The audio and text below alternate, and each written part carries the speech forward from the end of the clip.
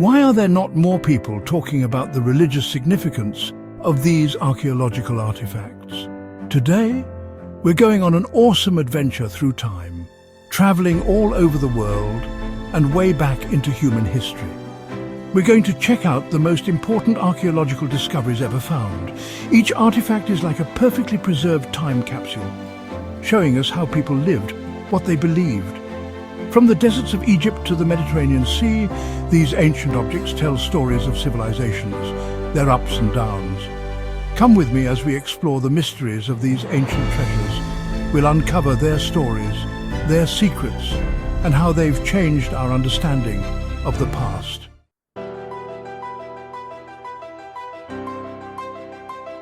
Our first stop is the Rosetta Stone, one of the most famous discoveries ever. Napoleon's soldiers found it in 1799 in the hot deserts of Egypt. This simple-looking slab of black granite held the key to a mystery that had puzzled experts for centuries. It had 3 different kinds of writing on it: Greek, Demotic, and the mysterious hieroglyphs of ancient Egypt. For a long time, no one could understand the hieroglyphs. They were like a secret code. But the Rosetta Stone, with its matching texts, gave people hope, a chance to finally crack the code. Linguists and scholars all over Europe were super excited. Could this be the big break they'd been waiting for? The race was on to decode the ancient writing and unlock the secrets of a lost civilization.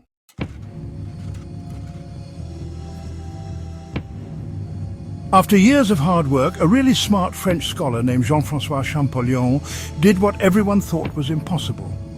He knew Coptic, a later form of ancient Egyptian, and he carefully compared the 3 scripts on the Rosetta Stone. Champollion made a huge discovery.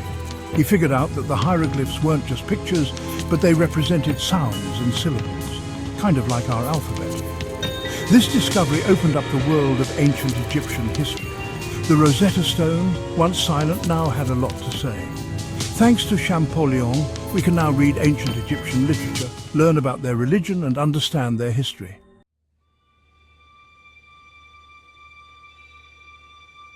Next, we're off to the Qumran caves, hidden in the cliffs near the Dead Sea. In these empty-looking caves, something super important was found, something that changed how we understand the ancient world. In 1947, a young Bedouin shepherd was looking for a lost goat when he stumbled upon a hidden cave. Inside were ancient scrolls tucked away in clay jars. These fragile scrolls, written in Hebrew, Aramaic and Greek, would become known as the Dead Sea Scrolls. News of the discovery spread quickly, and archaeologists and scholars from all over the world came to see them. As they explored more caves, they found a huge library of ancient texts, over 2,000 years old.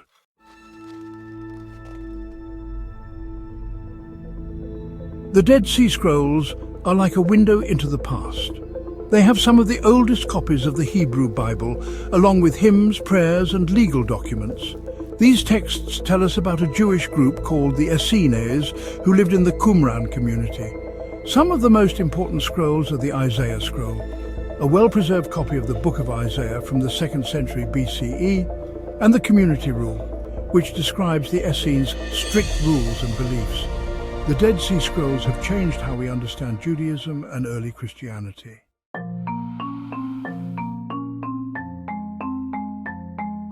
The deserts of Egypt hold many secrets, stories of lost civilizations. Some secrets are hidden in plain sight, like the giant pyramids. Others are buried waiting to be found.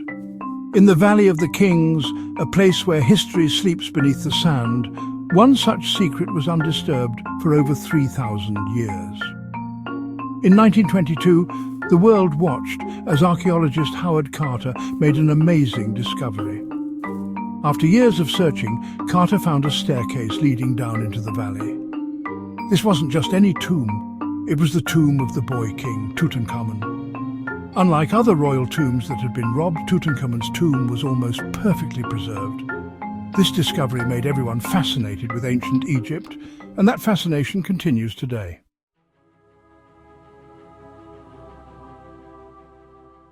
Entering Tutankhamun's tomb was like stepping back in time. The air smelled of incense and ancient things. The walls were covered in bright paintings, showing scenes from the young pharaoh's life. But it was the incredible amount of treasure that really amazed the world. Golden chariots and chests full of jewels filled the rooms. Each piece showed the amazing skills of ancient craftspeople. The most famous item was Tutankhamun's golden death mask. This beautiful mask, with its calm expression and intense eyes, became a symbol of ancient Egypt. The treasures in Tutankhamun's tomb showed us how rich and artistic ancient Egypt was.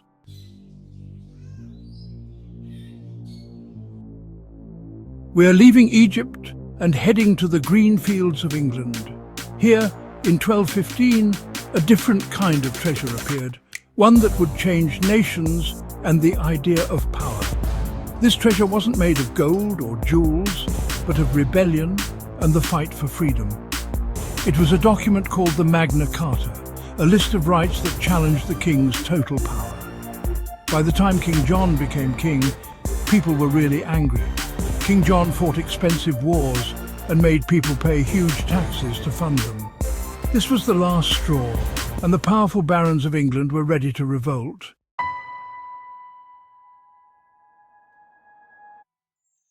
King John knew a big rebellion was coming, so he had to talk to his barons. They met at Runnymede, a field by the River Thames, and made a very important agreement.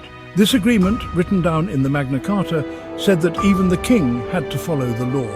It gave basic rights to all free men, like the right to a fair trial and protection from being put in jail unfairly. These rights seem normal to us now, but they were radical ideas in the 13th century. The Magna Carta had a huge impact on Europe, and it helped start the idea of modern democracy.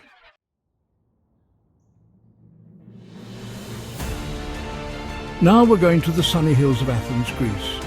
The ruins here show the power of human creativity. The Parthenon, built for Athena, symbolizes ancient Greek achievement. Even in ruins, it's amazing. Its columns and carvings showed peak artistic skill. For centuries, it symbolized Greek culture. People came to admire its sculptures. As empires rose and fell, its fate was uncertain.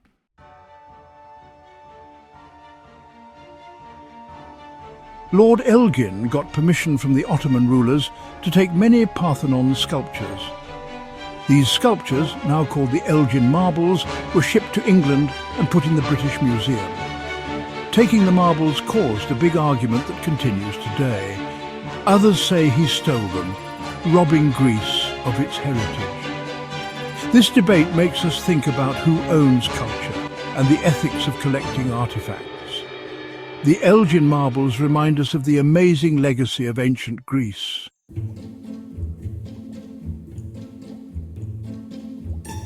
We're leaving the desert and diving into the Aegean Sea.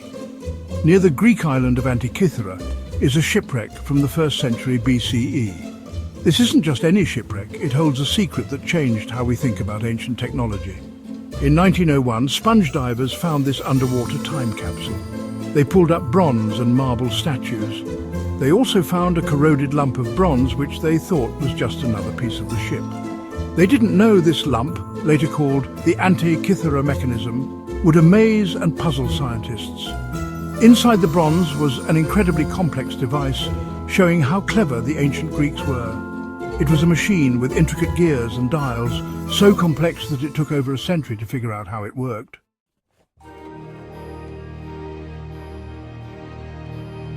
Imagine the world over 2,000 years ago.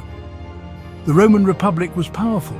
Julius Caesar wasn't even born yet, and the ancient Greeks had already built a device that could predict eclipses. The Antikythera Mechanism, with its 30 bronze gears, could track the sun, moon, and planets with amazing accuracy. It could even predict solar and lunar eclipses, something that wouldn't be done again in Europe for over 1,000 years. This incredible device changes how we think about ancient technology. It reminds us that ancient people knew a lot more than we sometimes think. The Antikythera Mechanism shows how curious humans are and how much we want to understand the universe.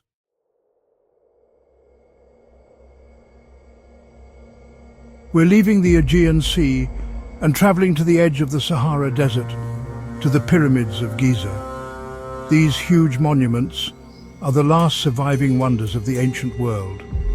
For centuries, these mysterious structures have fascinated people, inspiring many theories.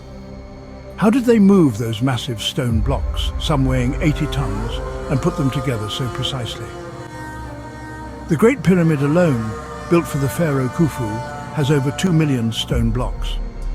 It shows how organized and skilled the ancient Egyptians were over 4,500 years ago. Even after years of research, the pyramids remain an enigma. We still don't know exactly why they were built or what stories they hold.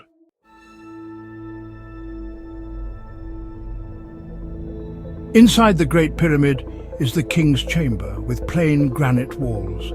Here, in the silence, is a simple sarcophagus where Pharaoh Khufu was buried. The pyramids were more than just tombs. They were symbols of the pharaoh's power and connection to the gods.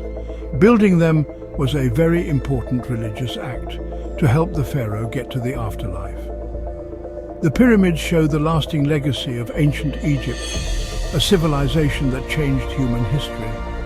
They remind us of human ambition, the cleverness of ancient people, and the mystery of the unknown.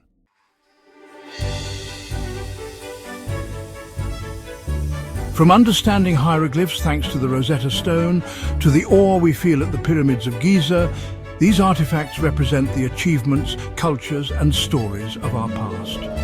They connect us to our ancestors, showing us how they lived, what they believed, and what they accomplished. Every artifact, from a simple clay pot to a giant pyramid, is a piece of the puzzle that helps us understand the world. They remind us that we are part of a much bigger story, a story of human experience that goes back thousands of years. Thanks for joining me on this amazing journey through time. By learning about the past, we can better understand the present and the future. Don't forget to like, comment and subscribe for more amazing history and archaeology stories. See you in the next video.